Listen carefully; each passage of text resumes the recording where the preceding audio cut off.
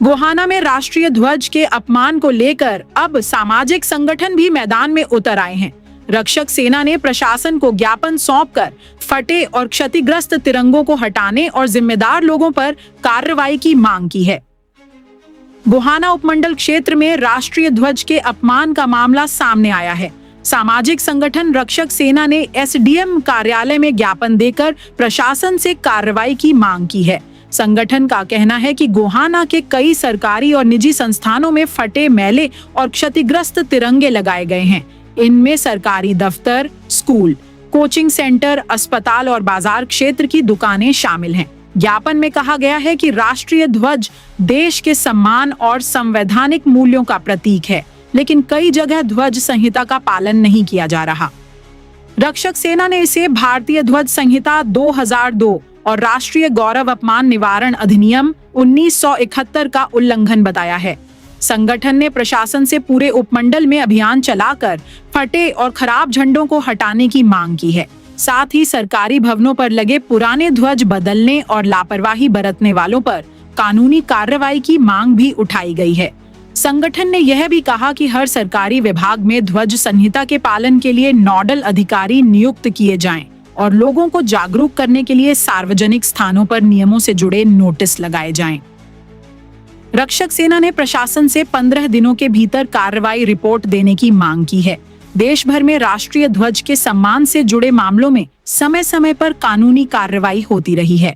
साथियों, आज हमें निजी कार्य के लिए उपमंडल कार्यालय गोहाना में पहुंचे थे और हमने देखा कि यहाँ पर भाई जो ध्वज है थोड़ा सा फीकी प्रक्रिया में है और फटियाल की स्थिति में जाने की अवस्था में है। तो उसको ध्यान देखते हुए हमने एसडीएम साहब को इसके बारे में बताया और संज्ञान में लाया। इसके उपरांत हमें जो एरिया के अंदर है, सार्वजनिक स्थानों के अंदर है, सरकारी संस्थानों के अंदर है और निजी संस्थानों के अंदर भी, जहाँ तक जिसमें हॉस्पिटल भी शामिल हैं और सरकारी स्कूल तक भी शामिल हैं, वहाँ पर फटियाल अवस्था में तिरंगा ध्वज को देखते हैं। हमने इसको हटवाए जाने के लिए आज एसडीएम साहब को ज्ञापन सौंपा है ताकि पूरे गोहाना के उपमंडल परिसरीय क्षेत्र में कोई भी ध्वज ऐसा ना हो जिसका अपमान हो रहा हो। आज हम कार्यालय में एसडीएम साहब से मिले और उन्होंने आश्वासन भी दिया है कि इसके उपरांत कहीं पर भी अगर कोई भी तिरंगा ध्वज खंडित अवस्था में मिलता है तो उसके ऊपर कानूनी कार्रवाई भी की जाएगी और उनको उतारने के लिए जो नोडल अधिकारी नियुक्त किए गए हैं उनके ऊपर भी कानूनी कार्रवाई का प्रावधान जो है वो नियमानुसार किया जाएगा। कि हमारी पूरे भारत में रक्षक सेना कार्य करती है। आज हम गोहाना आए थे। पिछला एक मामला सोनीपत क्षेत्र में भी आया था जो काफ़ी उजागर भी हुआ था। भाई तिरंगा जो ध्वज है वहाँ पर तिरंगा चौक के अंदर ही जो खंडित अवस्था में था, उसको खबर को पत्रकारों ने, सोशल मीडिया ने और प्रिंट मीडिया ने अच्छे से प्रकाशित किया था, जिसके कारण से सोनीपत में अब नियमानुसार जो फहराया जा रहा है, कहीं इक्का दुक्का ऐसा है उसके लिए भी हम तिरंगे के मान सम्मान के लिए क्रियाविधि कर रहे हैं। और पूरे हरियाणा के दर्शकों से निवेदन करते हैं कि अगर आपको कहीं भी तिरंगा खंडित दिखाई देता है, कहीं भी ध्वज हमारा जो देश का मान सम्मान है वो आपको दिखाई देता है, उसके लिए या तो निजी संस्थान का मालिक है उसको बताएं, तुरंत उससे संपर्क करें। अगर वो फिर भी किसी तरीके कोताही बरतता है और आपकी बात नहीं मानता है तो हमें भी सूचित कर सकते हैं। साथ में 112 पर भी कॉल कर सकते हैं।